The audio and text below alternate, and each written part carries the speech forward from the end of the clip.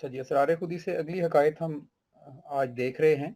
और ये जो हकायत है, इसका जो हेडिंग है या उन्वान है वो ये है कि दरबियाँ ई के मकसद हयात मुस्लिम, कि किसी भी मुसलमान की ज़िंदगी का मकसद क्या होना चाहिए।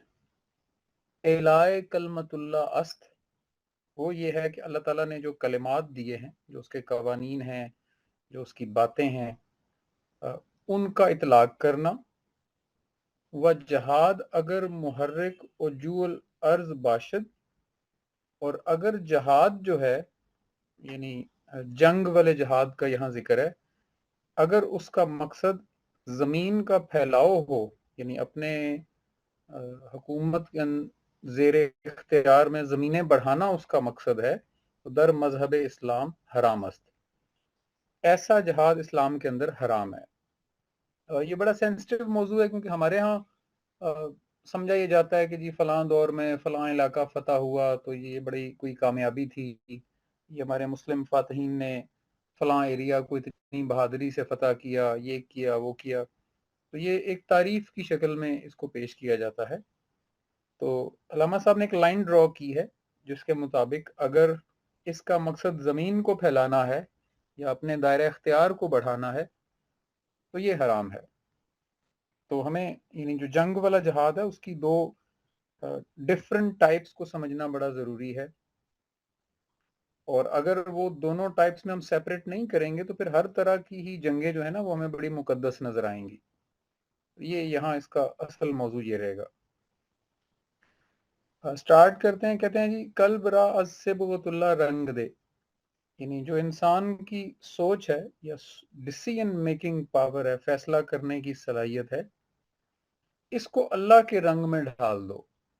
और अल्लाह का रंग यानी अल्लाह ताला ने जो अहकामात, जो बातें, जो कलिमात हमें बताए हैं, हमारी सोच उसके मुताबिक ढले। यानी कोई भी फैसला करते वक्त, कोई भी बात करते वक्त, कोई भी मशवरा करते या देते वक्त हमें कवानीन इलाही को जहन में रखना है। और जो कवानीन इलाही को जहन में रख के बात करेगा वो अल्लाह के कवानीन के रंग में ढल गया है।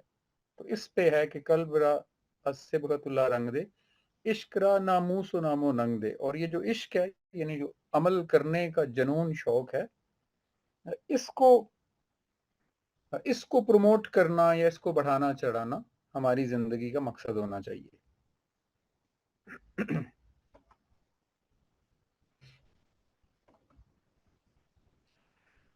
तबे मुस्लिम अज मोहब्बत कायरस,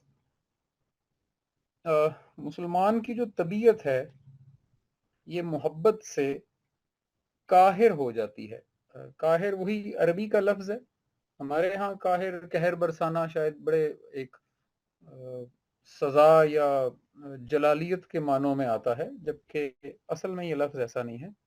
काहिर अरबी ज़बान में कहते हैं जो जिसका कानून दूसरे कानून को ओवरराइड कर जाए। यानी एक कानून जब दूसरे कानून को, जैसे हर मुल्क का एक वफाकी कानून होता है और फिर एक सूबाई कानून, तो जो वफाकी कानून है वो सूबाई कानून से बड़ा होता है। तो अरबी में जो वफाक का कानून है उसको काहिर कहेंगे।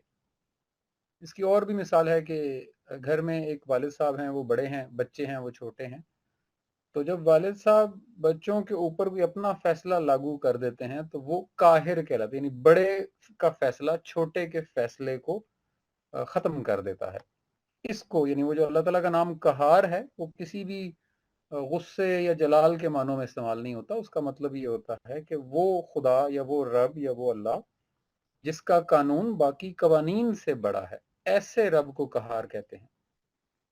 वो अल्लामा साहब कह रहे हैं तब मुस्लिम अज मोहब्बत काहिरस्त, यानी ये जो मोहब्बत या जो लगन या जो प्रायोरिटी होती है ना मुसलमान के दिलो दिमाग में कि उसने अल्लाह के अहकामात के मुताबिक अमल करना है, इससे वो काहिर हो जाता है। यानी वो उसका कानून बाकी कवानीन के ऊपर आ जाता है। और मुस्लिम और आशिक नबाशिद काफरस्त, बड़ा खूबसूरत जुमला है कि मुस्लिम जो है अगर वो आशिक नहीं है या बन नहीं पाया तो फिर वो काफिर ही है। यानी दो ही हालतें हैं अलामा साहब के मुताबिक। یعنی اگر مسلمان کو اللہ تعالیٰ کے احکامات کو سمجھ کے ان پہ عمل کرنے کا جنون کی حد تک شوق نہیں ہے تو پھر وہ کافر ہے. یعنی علامہ صاحب کے نزدیک جو علم ہے اس کو عمل میں ڈالنا، یعنی جس کو عشق کہا ہے انہوں نے، وہ اصل مسلمانی ہے، ورنہ کافری ہے. سادہ سے الفاظ میں تابع حق دید نش نہ دید نش، جو اللہ تعالیٰ کے قوانین کا تابع ہو جاتا ہے. حق کا لفظ میں نے آپ کو پہلے بھی بتایا تھا کہ یہاں پہ اللہ کی ذات کے لیے زیادہ تر استعمال ہوگا اس کتاب میں، کہیں کہیں ایکسیپشن آئے گی، وہ میں بتا دوں گا. تابع حق یعنی جو حق کا تابع ہے. دیدنش نہ دیدنش، وہ اگر کسی چیز کو دیکھ رہا ہے یا نہیں دیکھ رہا، یعنی اگنور کر رہا ہے یا اس کا دھیان نہیں ہے. یعنی دو ہی حالتیں ہوتی ہیں نا، کہ یا ہم کسی چیز کی طرف متوجہ ہوتے ہیں یا نہیں ہو رہے. وہ کہتے ہیں جو حق کا تابع ہے، جو اللہ کے احکامات کا تابع ہے، وہ چاہے دیکھے یا نہ دیکھے، وہ خوردنش نوشیدنش خابیدنش، اس کا کھانا، اس کا پینا، اس کا سو جانا، ساری چیزیں تابع حق ہوں گی، کیونکہ وہ شخصیت تابع حق ہے نا. تو وہ کھا پی رہا ہے یا سو رہا ہے، یعنی وہ معاملات جس وقت آپ معاملات کو نہیں دیکھ رہے ہوتے، یعنی کھاتے پیتے وقت اور سوتے وقت نا، یہ بھی تابع حق ہیں علامہ صاحب کے مطابق. در رضائش مرضی حق گم شود، وہ اپنی مرضی جو ہوتی ہے انسان کی، اس کو اللہ کی رضا میں گم کر دیتا ہے. یہ اس کی پہچان ہوتی ہے. اس کا سادہ سا ایک ہے کہ آپ کے ساتھ کسی نے برا کیا، آپ بدلے میں برا کر سکتے تھے، لیکن آپ کو فوراً اللہ تعالیٰ کی ایک آیت یاد آ گئی کہ جو معاف کر دیں وہ بہتر ہیں. تو اب آپ نے بہتری کی تجارت کر لی اللہ تعالیٰ سے، بہتر اجر مانگ لیا. آپ کو بدلہ لینے کی اجازت تھی، یعنی وہ جو آیت ہے نا کہ آنکھ کے بدلے آنکھ، کان کے بدلے کان، لیکن کہا گیا کہ اگر تم معاف کر دو تو یہ بہتر ہے. تو سادہ سی بات ہے کہ جس کو یہ آیت یاد آ گئی، اس نے اپنی مرضی، یعنی اس کی مرضی کیا تھی، میں بدلہ لوں، لیکن اسے آیت یاد آ گئی تو اس نے کہا نہیں، چونکہ اللہ کا حکم ہے کہ معاف کرنا بہتر ہے، تو میں وہ کام کروں گا جو بہتر ہے، کمتر نہیں کروں گا. تو در رضائش مرضی ہے گم شود، اس کی اللہ کی رضا میں یہ اپنی مرضی کو گم کر دیتا ہے، یعنی اپنی مرضی نہیں چلاتا، یہ دیکھتا ہے کہ اللہ کی رضا کیا کہہ رہی. این سخن کے بابر مردم شود، یہ میرا خیال ہے، میں یقین نہیں ہے مجھے، لیکن کافی حد تک مجھے گمان ہے کہ یہ جو دوسرا مصرع ہے نا، یہ رومی صاحب کا مصرع ہے، کہ یہ جو میں نے بات کی ہے نا، یہ جو مرضی والی ابھی بات کی ہے، یہ اس پہ عمل کرنے سے مرد بنتا ہے انسان. یعنی مرد کی تعریف یہ کی ہے. اور مرد میں نے آپ کو پہلے بھی ذکر کیا تھا کہ فارسی کے اندر جو مرد کا صیغہ آئے گا نا کلام کے اندر، یہ استعارہ ہے ہر اس انسان کے لیے جو اپنے نفس کو قوانین کے مطابق ڈھال لیتا ہے. اس کے لیے بایولوجیکل مرد ہونا ضروری نہیں ہے.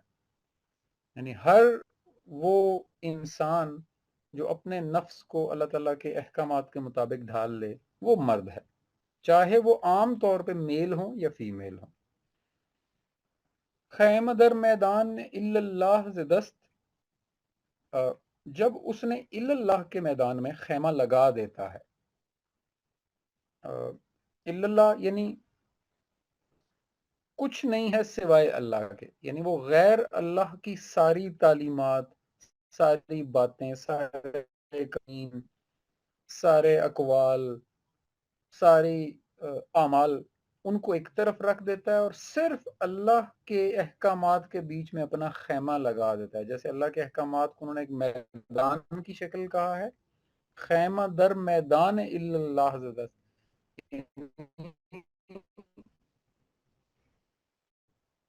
جب وہ صرف اللہ کے میدان میں خیمہ لگا دیتا ہے، ناسامدست، یہ بالکل ایسے ہے کہ ایسا انسان پھر پورے انسانیت یا پورے جہان کے لیے شاہد بن جاتا ہے.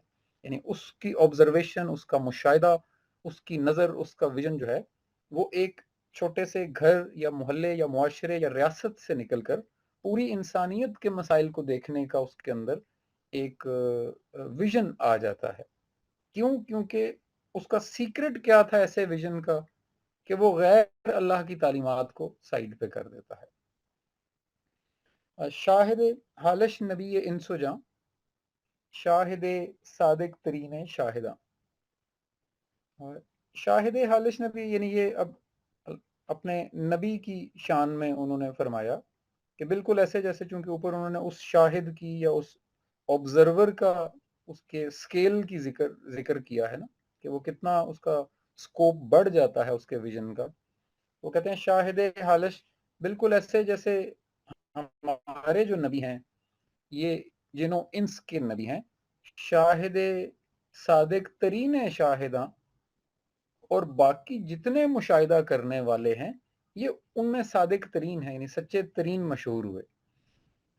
کال را بگزارو باب حالزن، باتیں مت کرو، یعنی یہ جو ہمارے یہاں اکثر ہے کہ ہم بڑی اچھی اچھی باتیں کرتے ہیں، ہم سے آپ فلسفے پہ، منطق پہ، جس چیز پہ گفتگو کر لیں، مذہب پہ، فقہ پہ، سیاست پہ، گفتگو تو بڑی کمال ہے. یعنی اور پھر پہ نظر کرو تو نور حق بر ظلمت اعمال، تو وہ جو احکامات الہی کا نور ہے اس کو اپنی تاریکیوں کے اوپر ڈالو، یعنی جو عمل کے اندر کمی رہ گئی ہوئی ہے نا، بر ظلمت اعمال، اعمال کے اندر جو اندھیرا چھایا ہوا ہے اس اللہ کے نور کو اس اندھیرے کے اوپر ڈالو. جیسے ہی وہ ٹارچ پڑتی ہے تو وہ روشن ہو جاتا ہے نا، تاکہ انسان کی شخصیت کے سارے پہلو روشن ہونا شروع ہو جائیں.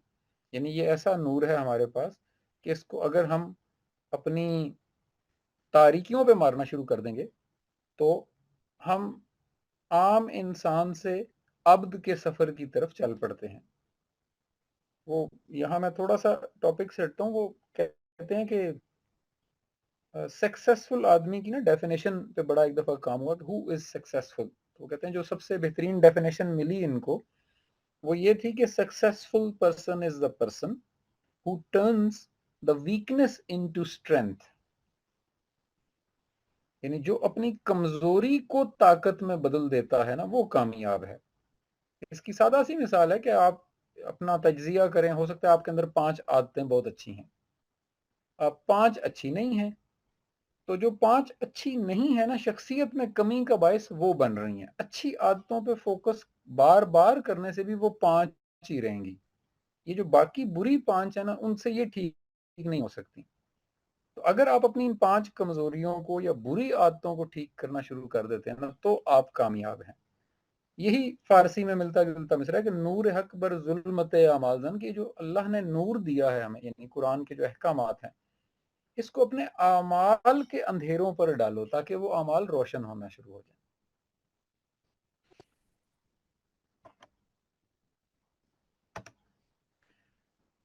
در کبائے خسروی دریش تھی، اور اگر تم ظاہری طور پر تمہارے پاس بادشاہت بھی کیوں نہ ہو، یعنی اب بڑے سے بڑا آدمی کیا ہو سکتا ہے کہ وہ کسی ریاست کا شہنشاہ بادشاہ ہو سکتا ہے نا، خسرو ہو سکتا ہے، جیسے خسرو کی مثال تو خسروی بادشاہت کو کہتے ہیں. در کبائے خسروی درویش سی، چاہے تمہارے اوپر بادشاہت کی چادر بھی کیوں نہیں ہے لیکن تمہاری اصل زندگی کا جو انداز ہے نا وہ درویشانہ ہونا چاہیے. یعنی درویشانہ مزاج سے مراد قطعاً بھی یہ نہیں ہے کہ آپ زندگی کی سہولتوں کو مکمل طرح سے ان سے استفادہ نہ کریں. اس کا مطلب یہ ہوتا ہے کہ آپ کے اندر ہوس نہیں ہونی چاہیے، یعنی ان چیزوں کا ہونا اتنا اہم نہ ہو کہ آپ اپنے باقی اعمال سے کنارہ کشی کرنا شروع کر دیں. دیدہ بیدار خدا اندیش دی، اور جب انسان کی آنکھ جاگ جاتی ہے یعنی اس کو دیکھنے کی صلاحیت عطا ہو جاتی ہے تو پھر وہ اللہ تعالیٰ کے اس قانون کو سمجھنا اور محسوس کرنا شروع کر دیتا ہے. قرب حق از ہر عمل مقصود دار، تاز تو گردد جلالش آشکار. اور قرب حق از ہر عمل مقصود دار یعنی اپنے ہر عمل میں، یہ وہی ہے کہ جو 24 گھنٹے ہیں اس میں احکامات الہی کو لاگو کرنا ہے. یعنی ہر عمل आप सुबह उठने से लेकर रात सोने से पहले तक जितने भी अमाल करते हैं, उन सब के अंदर अहकामात इलाही को डालना, ये मकसूद होना चाहिए हमारा। असल जिंदगी का टारगेट ये होना चाहिए। अक्सर लोग मुझसे पूछते हैं कि खुद एहतसाबी कैसे करनी है, तो उसका सादा सा जवाब इस जुमले के अंदर है। वो तो खैर अंग्रेजी थ्योरीज में पढ़ाता हूँ वहां पे, लेकिन कितना आसान सा जुमला है कि आप सुबह से लेकर शाम तक किए गए अपने अमाल लिखें। किसी एक दिन ये एफर्ट कर लें, 2 दिन कर लें, 3 दिन कर लें, और फिर उनमें देखें कि आपने उनमें से कितने अमल जो हैं वो अहकामात इलाही के मुताबिक किए हैं, और कितने करते वक्त आपके जहन में वो अहकामात नहीं आए। ये आपके असल टारगेट है, जो आपको बताएगा कि आप कहाँ खड़े हैं। तो असल मकसूद या असल इंसान का जो ज़िंदगी का हासिल है वो ये है कि हम हर हर अमल के ऊपर अल्लाह का कुर्ब तलाश करें। और अगर ऐसा हो गया ताज़ तू गर्दद, अगर ऐसा हो गया जलालश आश्कार, तो तुम्हारे अंदर से फिर अल्लाह का जलाल नजर आना शुरू हो जाएगा। यानी वो जो अल्लाह ताला अपने बंदे को दिखाना चाहता है ना दुनिया को कि मेरा बंदा ऐसा होता है, वो तुम्हारे अंदर से बाहर आ जाएगा। तो उसका राज क्या बताया है अल्लामा साहब ने कि वो आज हर अमल मकसूद है, हर हर अमल के ऊपर अहकामात इलाही को लागू करोगे तो तुम्हारे ऊपर ये अल्लाह का जलाल आश्कार होगा। सुलह शर गर्दद चु मकसूद अस्त गैर। हाँ, ये अब मौजू की तरफ आ रहे हैं जो आज की हक का मौजू था ना। यानी अगर गैर अल्लाह हमारा मकसद है, यानी अल्लाह हमारे किसी भी अमल में शामिल नहीं था, या अल्लाह की रजा किसी भी हमारे अमल में शामिल नहीं थी, तो सबसे अच्छा काम क्या होता है? सुलह करवाना। वो कह रहे हैं सुलह जो है वो भी शर है। यानी आपने दो फौजों के दरमियान या दो इंसानों के दरमियान या दो खानदानों के दरमियान सुलह करवा दी ना, बहुत बड़ा काम है। लेकिन अगर आपका मकसूद रजाए इलाही नहीं थी तो ये शर है। यानी सुलह शर गर्दद, वो सुलह शर बन जाती है जिसका मकसूद गैर इलाही हो। और गर खुदा बाशद गरज जंग अस्त खैर, और अगर मकसद खुदा हो, यानी अगर किसी भी चीज का मकसद रजाए इलाही हो, तो जंग भी खैर का बायस है। यानी दो ऑपोजिट डायरेक्शंस बताई कि सुलह भी शर बन जाएगी अगर मकसूद अल्लाह की जात नहीं थी, और जंग खैर बन जाएगी अगर मकसूद अल्लाह की जात है। यानी ये है अल्लाह ताला को अपना मकसद बनाने का फायदा और नुकसान ना बनाने का। और गर न गर्दद हक से तेगे माँ बुलंद, और अगर तुम्हारी तलवार हक को बुलंद करने के लिए नहीं उठ रही, तो जंग बाशिद कौम राना अर्जुमन, तो फिर ये अपनी कौम के लिए या उस कबीले के लिए ये मायूसियां और बुराइयां ही पैदा करेगी। यानी चाहे आप जीत भी जाते हैं, अगर आपने हक के लिए ये तलवार नहीं उठाई तो फिर भी ये कौम का बेड़ा ही गर्क करेगी आखिर में। हजरत शेख मियाँ मीर वली, अब हजरत शेख मियाँ मीर वली, ये जिनका लाहौर में मज़ार है, उनकी हकायत वो आगाज़ करते हैं जिसको उन्होंने उस मौजू से लिंक करना है। और ये बहुत ही अहम मौजू और बड़ी ही अहम हकायत है। और मैं इसका थोड़ी सी तमहीद ये बांधना चाहता हूँ कि आज भी हमारे यहाँ लोग सूफिया और औलिया और इन कैटेगरीज का पार्ट होने का दावा करते हैं, लेकिन ये हुकूमतों में और मिनिस्टर्स और जर्नैलों के पीछे पीछे फिरने वाले लोग आपको नज़र आते हैं, क्योंकि इनके उनसे मफादात वाबस्ता हैं। और तारीख हमारी जिन शख्सियात से भरी हुई है, जिसमें हज़रत मियाँ मीर भी शामिल हैं और इस तरह की बाकी हस्तियाँ भी, उनकी ज़िंदगियों में ऐसे ऐसे नमूने मौजूद हैं कि अगर हम उनको पढ़ लेना तो आपको आजकल के वली को परखना बहुत आसान हो जाएगा। वो कहते हैं हज़रत शेख मियाँ मीर वली, हज़रत शेख मियाँ मीर रहमतुल्लाह अलैह जो अल्लाह के वली हैं, हर खफी अज नूर जाने उजली, जितनी भी चीज़ों के राज जो छुपे हुए थे वो उनकी ज़ात में से बाहर आते थे। यानी जिन सवालों के जवाब लोग तलाश करते थे, वो चलते फिरते उनकी शख्सियत में से निकल रहे होते थे वो जवाब। बर तरीके मुस्तफ़ा महकम पे, वो जनाब मुस्तफ़ा हमारे नबी की तरीके पर बहुत पुख्ता तरीके पर अमल पैरा थे, मुहकम थे। نغمہ عشق و محبت رانا ہے، وہی جو نبی کا طریقہ تھا کہ عشق اور محبت جو ہے وہ اس کا نغمہ وہ لوگوں کو سنایا کرتے تھے. یعنی اپنے کردار اور اپنے خلوص اور اپنی محبت سے لوگوں کے اندر تعلیمات پھیلائیں. انہوں نے بتانے کا مقصد یہ تھا. تربتش، اب یہ 2-4 اشعار صرف ان کی شان میں وہ لکھ رہے ہیں تاکہ آگے وہ اس تمہید کو ختم کر کے واقعہ شروع کریں. تربتش ایمان خاک شہر ماں، ان کا جو مزار ہے یہ ہمارے شہر کے لیے ایک ایمان کا درجہ رکھتا ہے. مشعل نور ہدایت بہر ماں، بالکل ایسے جیسے ایک شمع جل رہی ہو اور اس سے ہمیں ہدایت مل رہی ہو. بردرے او جبہ فرسا آسماں، ان کے پاس یعنی جو آسمان ہے، یعنی آسمان سے مراد چونکہ استعارہ استعمال ہو رہا ہے، جو بڑی بڑی شخصیات ہیں وہ ان کے آستانے کے اوپر اپنی جبین لگاتی تھیں. از مریدان شہ ہندوستان، اور ان کے اتنے مرید ہندوستان، اس دور کا جو بڑا ترین ہندوستان تھا، اس میں پھیلے ہوئے تھے کہ اس وجہ سے ان کو شہ ہندوستان بھی کہا جاتا تھا. اب وہ حقائق پر آتے ہیں. شاہ تخم حرص سے دل درکاش تھے، ایک بادشاہ ہے جس کے دل میں حرص یعنی لالچ ہے اور وہ اس کی کاشت کر رہا ہے، یعنی لالچ کو بڑھا رہا ہے. قصد تسخیر ممالک داشتے، اور اس کو ملک کو تسخیر کرنے کا یعنی سٹیٹس کو کیپچر کرنے کا شوق ہے.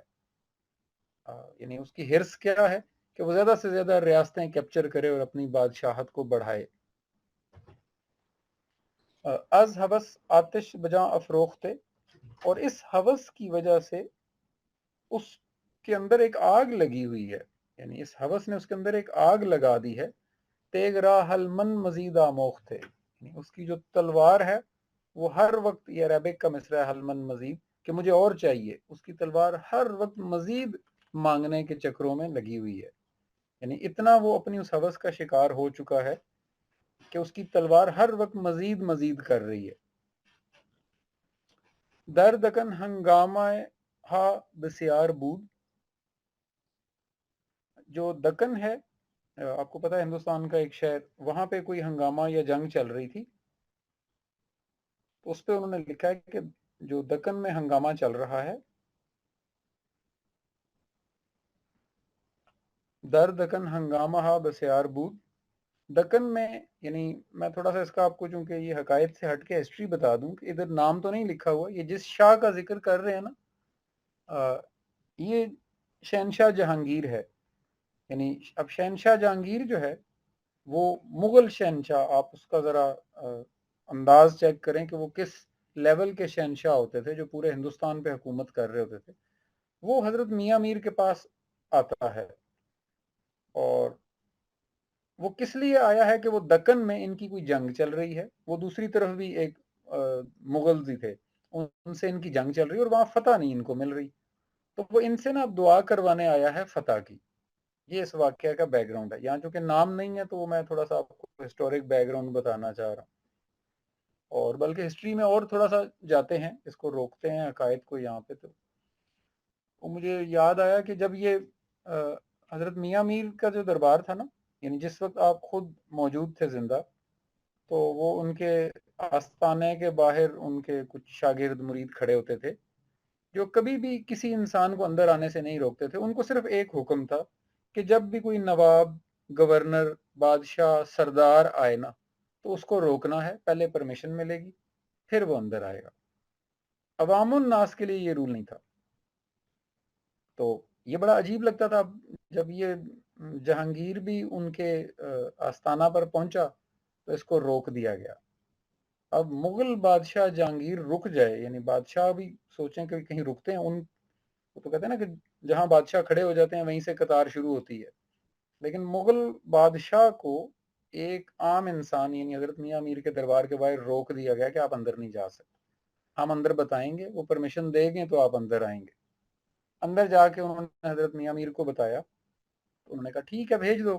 تو وہ جو اس کو رکنا پڑا نا، وہ اس کو بہت برا لگا، زندگی میں پہلی دفعہ بادشاہ کو کہیں رکنا پڑا. خیر اندر آیا تو اس کا موڈ خراب تھا، تو اس نے آتے ہی، چونکہ فارسی اس دور میں چلتی تھی، اس نے فارسی میں ایک مصرع پڑھا کہ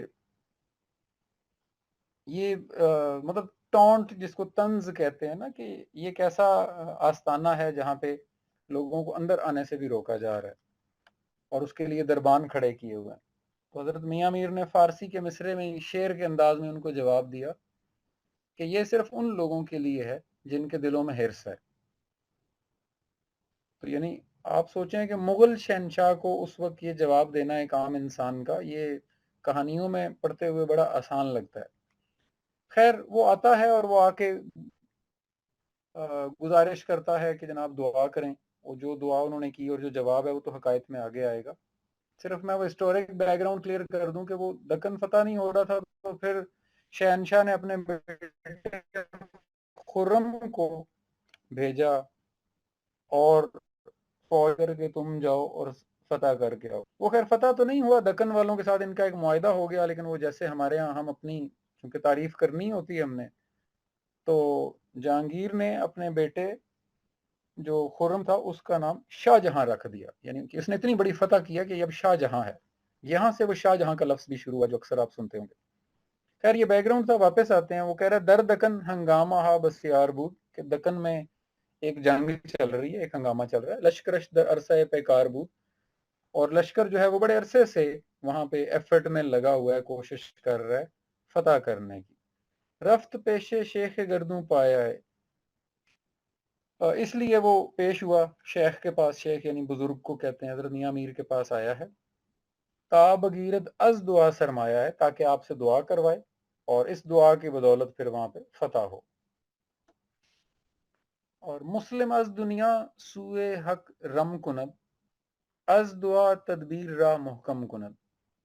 और वो कहते हैं कि मुसलमान जो है वो जब सुए हक यानी किसी भी हक के काम की तरफ चलता है ना, ठीक काम करने के लिए, तो रूल ये बता रहे हैं कि वो तदबीर करता है। यानी तदबीर काम करना, एफर्ट करना, सोचना और उसको एग्जीक्यूट करना और उसको मंजिल तक पहुंचाना। तो तदबीर जो है वो असल काम है। दुआ सिर्फ उस तदबीर को स्ट्रेंथन करने के लिए इस्तेमाल करनी चाहिए। यानी कि आप दुआ करते हैं जस्ट कि मैं इस काम में अपने अल्लाह से कनेक्टेड रहूं, ताकि जो मैं काम कर रहा हूं ना, प्रैक्टिकली तदबीर कर रहा हूं, वो मेरे मसले का हल बनेगी। तो पहले तो रूल समझाया उन्होंने कि जब ठीक काम करना हो तो काम करना चाहिए, काम पूरा करें, दुआ सिर्फ उसको स्ट्रेंथन करने के लिए इस्तेमाल करें आप।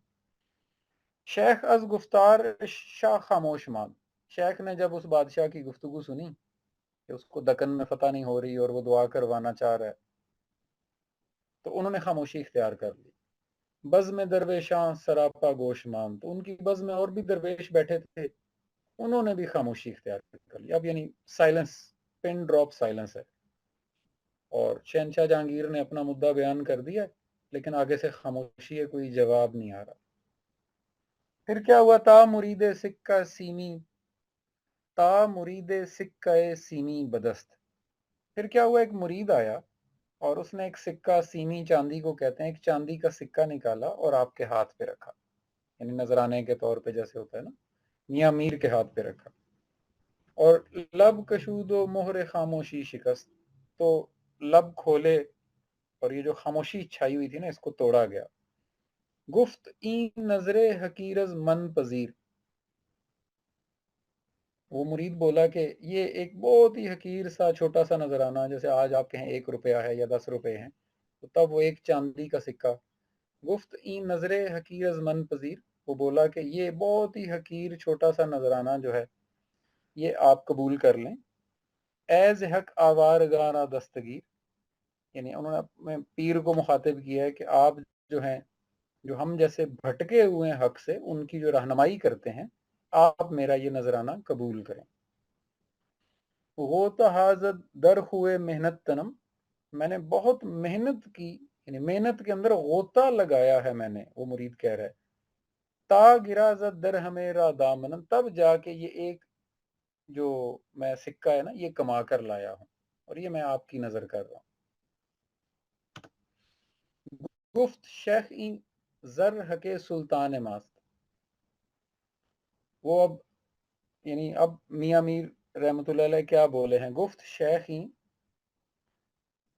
शेख बोले कि ई जर, ये जो सिक्का है हके सुल्तान मास्त, ये तो इस बादशाह का हक है भाई, इसको दे दो।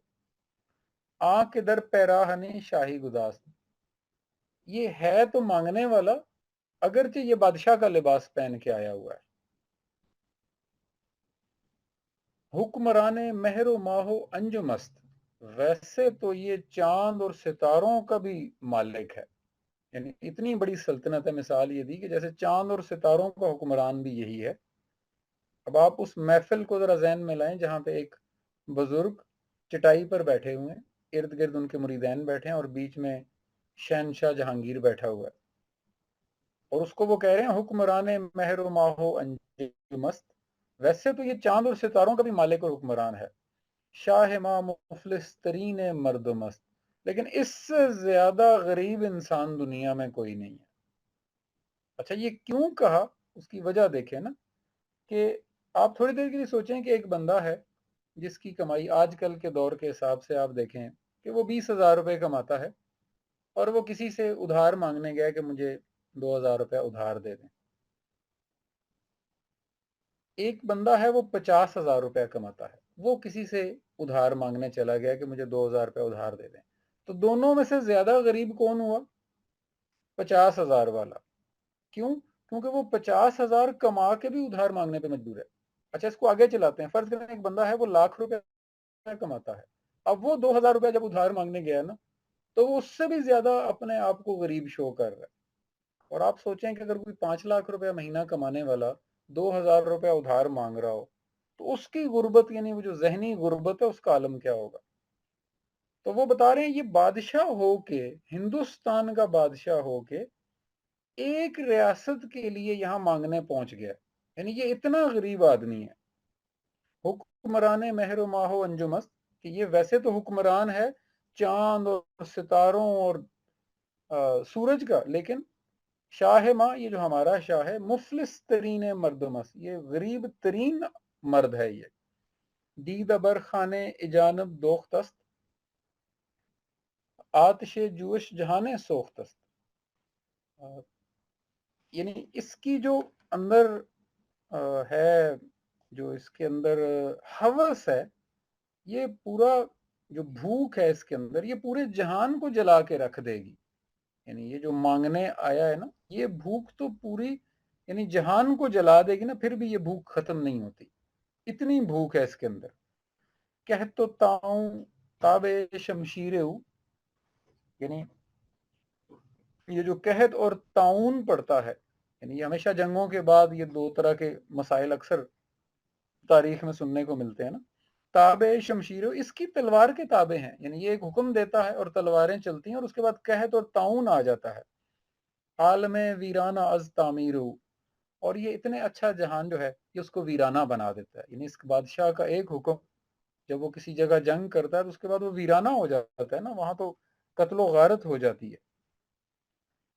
और खल्क दर फरियाद अज नादारियश, और वो जो मखलूक है इसके इलाके, यानी जो इसकी बादशाहत के अंदर जो मखलूक रह रही है, वो बेचारी फरियाद कर रही है और अपनी नादारी को बार बार बयान करती है। अज तही दस्ती ज़ईफ आजारियश, कि वो खाली हाथ हैं बेचारे और ज़ईफ हैं, यानी कुछ भी नहीं कर सकते।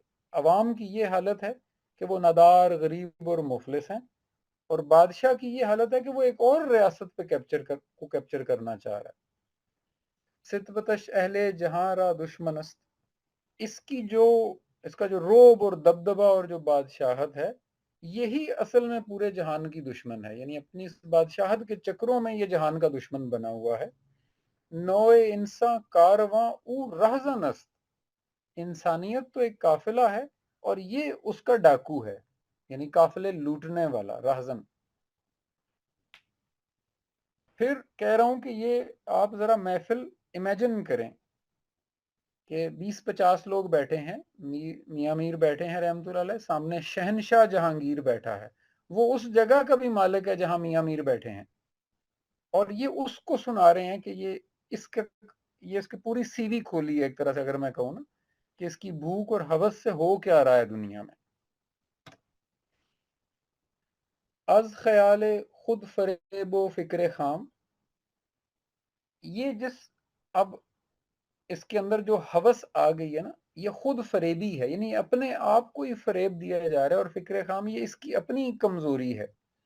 می کنت تاراج را تسخیر نام، اور یہ جس جگہ کو بھی تسخیر کرتا ہے اس کا بیڑا غرق کر، یعنی اس سے پہلے جنگ ہوتی ہے نا تسخیر سے پہلے، اور جنگ کا کیا مطلب ہے کہ قتل و غارت ہوگا، چیزیں تباہ ہوں گی، لوگ مریں گے۔ عسکر شاہی و افواج غنیم، وہ چاہے فوج ہو یا شاہی لشکر ہو، ہر دو شمشیر جوئے اودنیم، وہ دونوں طرف کی فوجیں جب آپس میں ٹکراتی ہیں تو دونوں طرف کے لوگ مرتے ہیں، انسان مرتے ہیں، اور وہ اس بادشاہ کی لالچ کی وجہ سے ہو رہے ہوتے ہیں۔ آتش جانے گدا جوئے گداست، اور جوئے سلطان ملک کو ملت را فناست، کیا بات، یعنی آتش جانے گدا جوئے گداست، یعنی جو عام مانگنے والا ہوتا ہے نا، گدا یا فقیر جس کو ہم کہتے ہیں، جو عام سڑکوں پہ مانگ رہے ہوتے ہیں یا گھروں میں، وہ کہتا ہے وہ تو اپنی جان جلا رہا ہے نا، مطلب سارا دن مانگتے رہنا، دروازوں پہ جانا، تو سب سے زیادہ تو وہ اپنی جان کو جلا رہا ہوتا ہے مانگنے والا۔ جوئے سلطان ملک کو ملت رافناس، لیکن جو بادشاہ کی بھوک ہوتی ہے نا، وہ پورا ملک اور ملت تباہ کر کے چھوڑتی ہے۔ یعنی عام مانگنے والے کی بھوک اس کے اپنے جسم کو نقصان پہنچاتی ہے، لیکن جو بادشاہ کی بھوک ہے وہ ملک اور ملت کو تباہ کر کے چھوڑتی ہے۔